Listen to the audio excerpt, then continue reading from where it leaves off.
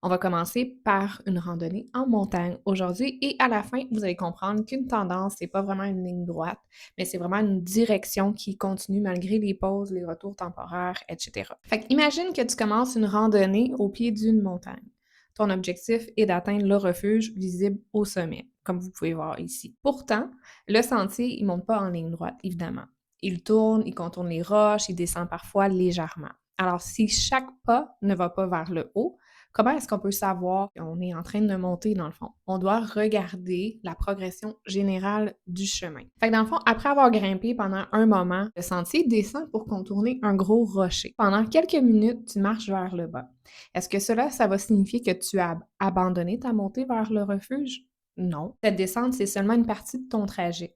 Le refuge reste encore plus haut dans le sentier et le sentier va recommencer à monter.